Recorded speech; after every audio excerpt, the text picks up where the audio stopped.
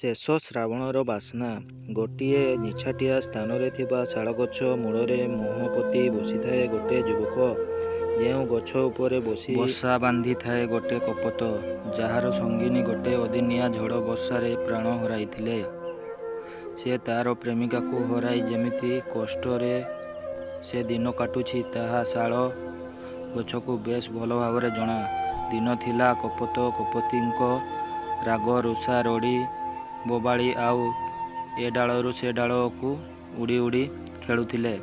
ତାହା ଦେଖି ଶାଳଗଛ ମନେ ମନେ ଭାରି ଖୁସି ହେଉଥାନ୍ତି। ହେଲେ ଗୋଟିଏ ଦିନର ଝଡ଼ ସବୁ ଦିନର ପ୍ରେମ ଛାରଖାର ହୋଇଗଲା। ଏକା କପୋତ ପ୍ରେମର ପ୍ରିୟାକୁ ହରାଇ ସେ ବେଶ୍ ଦୁଃଖରେ ଦିନ ଏ ଯାଏଁ ଦୁଃଖ ଯନ୍ତ୍ରଣାରେ ଛଟପଟ ହେଉଛି। ତା ମୁହଁ ଦେଖି ବେଶ୍ ଭଲ ଭାବରେ ଜଣାପଡ଼ୁଛି ଯେ ଏ ବୋଧେ ତା ପ୍ରେମିକା କଥା ହିଁ ଭାବୁଛି।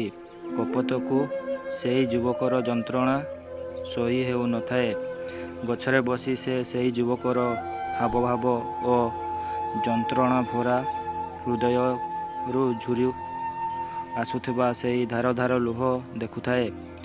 ଦୁଃଖର ଯନ୍ତ୍ରଣାରେ ଜଳୁଥାଏ ସେ ଯୁବକ ଏବଂ ସେହି ସମୟରେ ଆସେ ପ୍ରଥମ ଶ୍ରାବଣର ଝିପିଝିପି ବର୍ଷା। ତା ସଙ୍ଗେ ଆସେ ଝଡ଼ି ଓ ତା ପ୍ରିୟ ଦେହର ଅତରା ଲଗା ବାସ୍ନା। ଚମକି ଉଠି ପଡ଼େ ସେ ପାଗଳ ପ୍ରେମିକା ଓ ହାତ ମଲାଇ ସୁଁ ସୁଁ କରି ଶୁଙ୍ଘି ଚାଲେ ସେହି ବାସ୍ନାକୁ। କପୋତ ଦେଖୁଥାଏ ସେହି ଯୁବକର ହାବଭାବକୁ। ସେହି ପାଗଳ ପ୍ରେମିକ ଝିପିଝିପି ବର୍ଷାରେ ଭିଜି ଭିଜି ସ୍ମୃତି ସାଉଁଟୁଥାଏ ତା ପ୍ରିୟାର ଓ ମନେ ମନେ ଅନୁଭବ କରିବାରେ ସେହି ବାସ୍ନାକୁ। ଏମିତି କିଛି ସମୟ ଗଲାପରେ ବର୍ଷା ବନ୍ଦ ହୋଇଗଲା। ପୁଣି ସେହି ଶାଳଗଛ ମୂଳରେ ବସିଗଲା ପାଗଳ ପ୍ରେମିକ।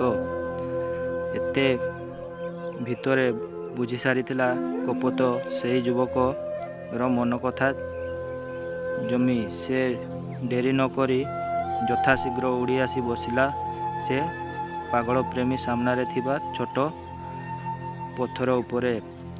ଭିଡ଼ିଓଟି ଭଲ ଲାଗିଥିଲେ ଲାଇକ୍ କରିବେ ଓ ୟୁଟ୍ୟୁବ୍ ଚ୍ୟାନେଲଟିକୁ ସବସ୍କ୍ରାଇବ୍ କରି ବେଲ୍ ଆଇକନ୍ଟିକୁ ଅନ୍ କରିଦେବେ। ରହୁଛି ଜୟ ଜଗନ୍ନାଥ। ପୁଣି ଦେଖା ହେବ ଆଉ ଗୋଟିଏ ନୂଆ ଭିଡ଼ିଓରେ।